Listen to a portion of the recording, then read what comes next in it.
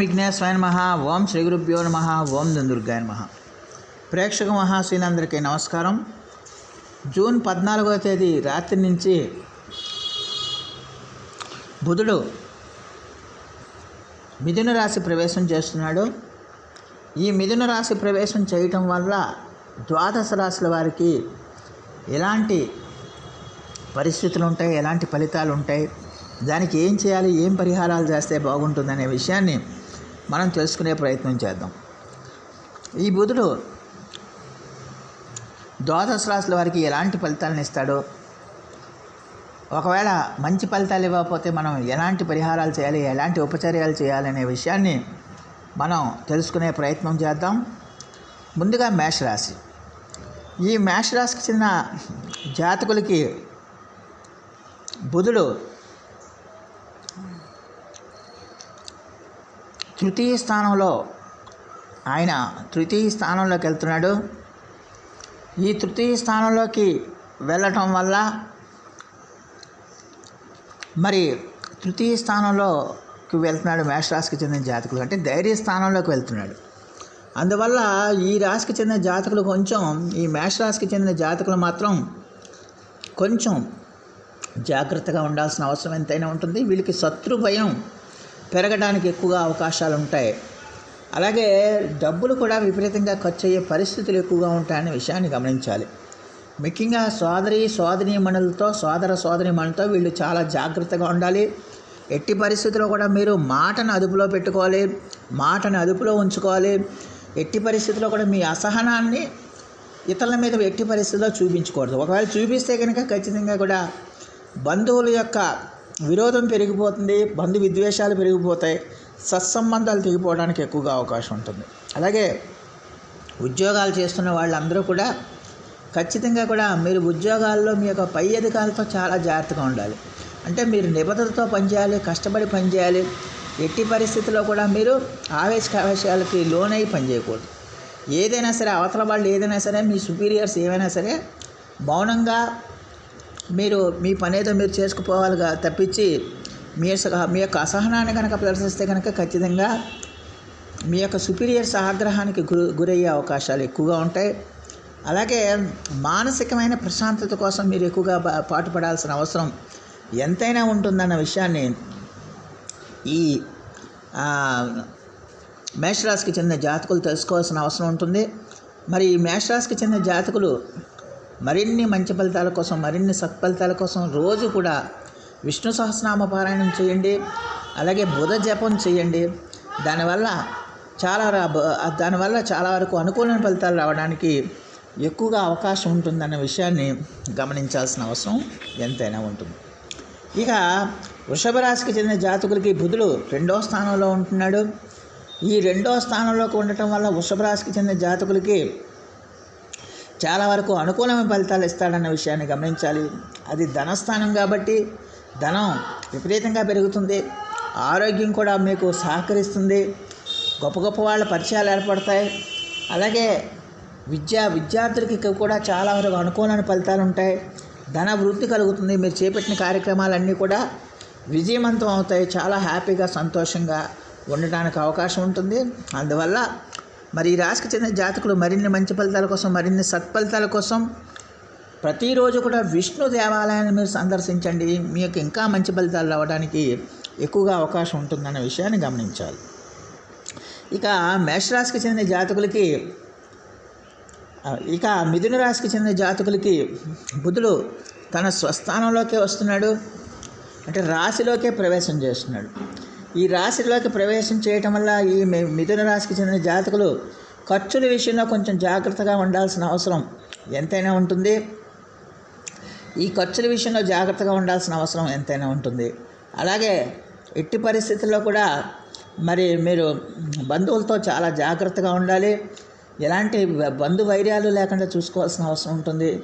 అలాగే మీకు ఈ కాలంలో కొంచెం అకాల భోజనాలు కూడా ఏర్పడడానికి అవకాశం ఉంటుంది. వేళకాని వేళల్లో భోజనం చేయటం, నిద్రా సుఖాలు సరిగ్గా లేకపోవటం, ఇలాంటివన్నీ కూడా జరుగుతాయి.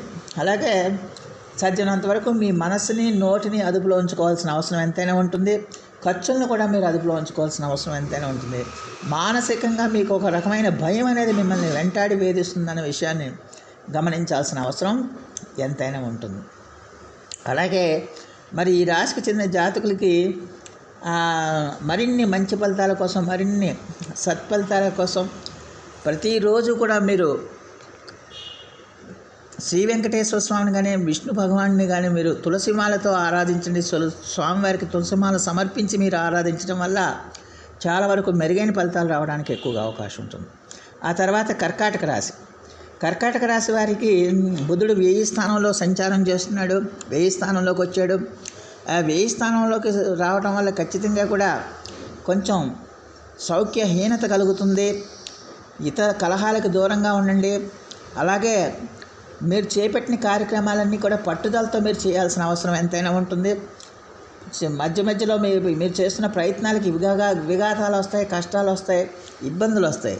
అయినప్పటికీ కూడా మీరు పట్టించుకోకుండా పట్టుదలతో పనిచేయాల్సిన అవసరం ఎంతైనా ఉంటుంది. ఆత్మవిశ్వాసాన్ని ఎట్టి పరిస్థితిలో కూడా మీరు విడిచిపెట్టకూడదన్న విషయాన్ని గమనించాల్సిన అవసరం ఎంతైనా ఉంటుంది.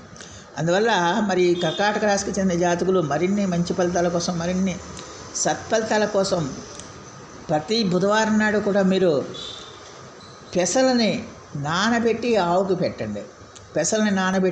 పెట్టండి. అలాగే పచ్చని కూరగాయలని ఆవుకి గ్రాసంగా పెట్టడం వల్ల చాలా వరకు మెరుగైన ఫలితాలు ఉండడానికి ఎక్కువగా అవకాశం ఉంటుంది. ఆ తర్వాత సింహరాశికి చెందిన జాతకులకి బుధుడు లాభస్థానంలోకి వస్తున్నాడు కాబట్టి సింహరాశికి చెందిన జాతకులు చాలా వరకు అనుకూలంగా ఉంటుంది. ముఖ్యంగా విద్యార్థులకి చాలా బ్రహ్మాండంగా ఉంటుంది. వ్యాపారస్తులకి బ్రహ్మాండంగా ఉంటుంది. మీరు చేపట్టిన కార్యక్రమాలన్నీ కూడా విజయవంతం అవుతాయి. కొత్త ఆలోచనలు వస్తాయి.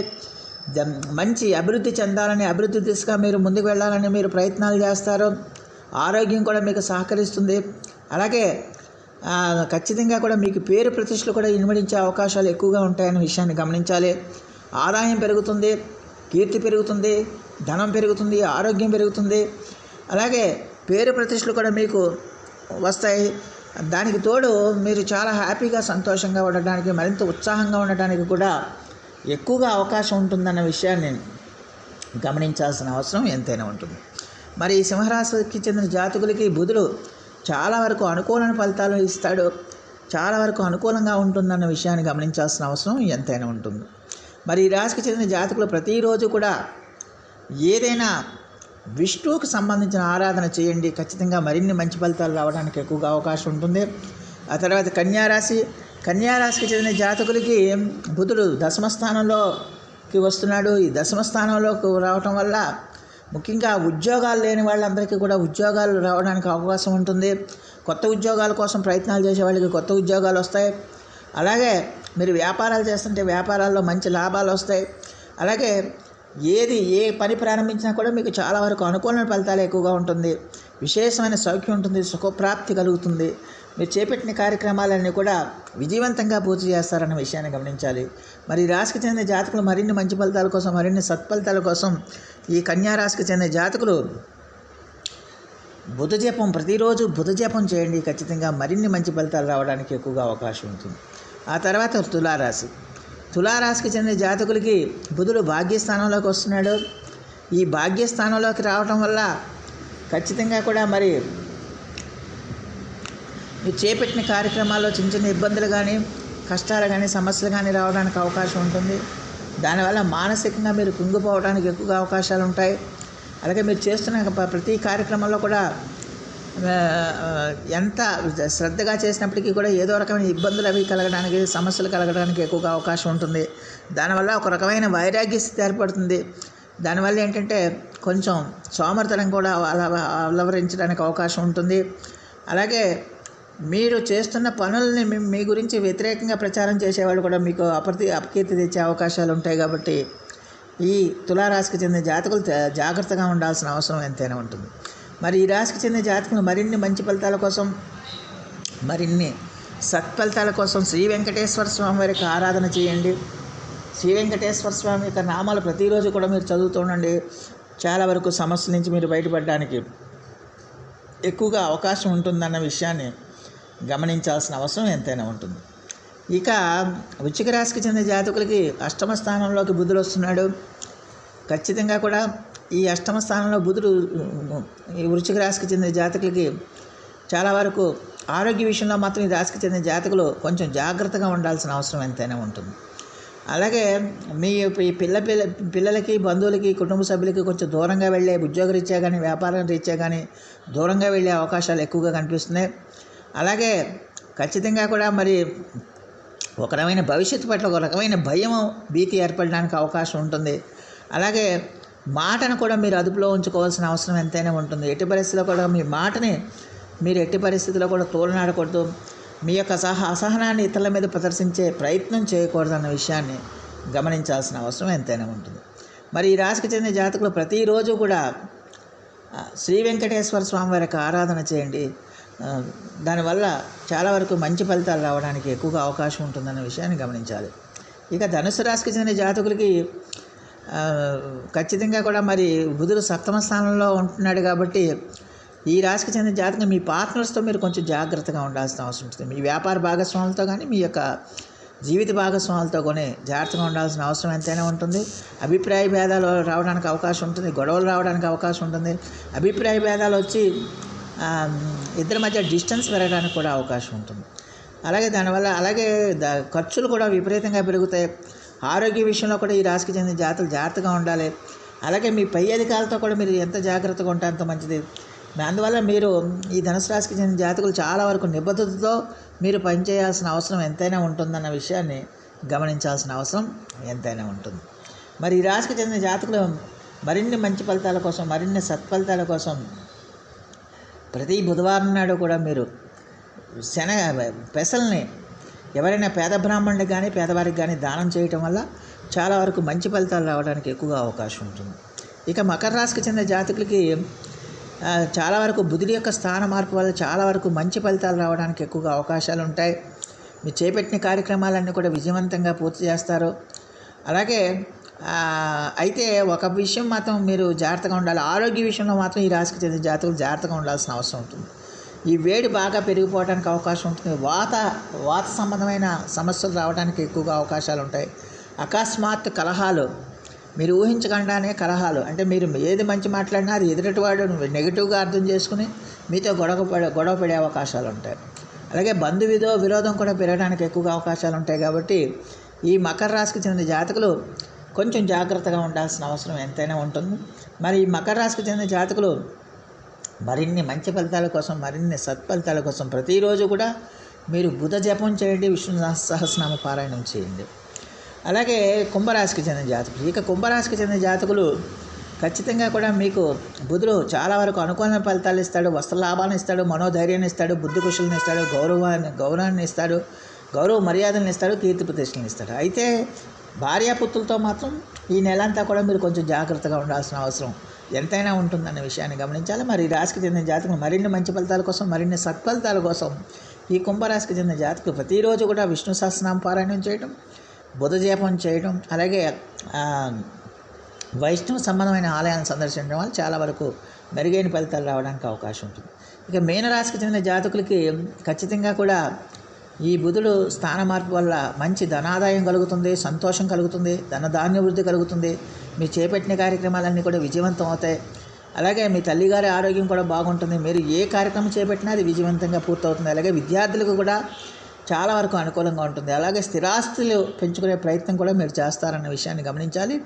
మరి ఈ రాశికి చెందిన జాతకులు మరిన్ని మంచి ఫలితాల కోసం, మరిన్ని సత్ఫలితాల కోసం ఖచ్చితంగా కూడా ఈ రాశికి చెందిన జాతకులు ప్రతిరోజు కూడా లక్ష్మీనారాయణ స్తోత్రాన్ని మీరు పఠించటం వల్ల చాలా వరకు అనుకూలమైన ఫలితాలు ఉంటాయనే విషయాన్ని గమనించాల్సిన అవసరం ఎంతైనా ఉంటుంది.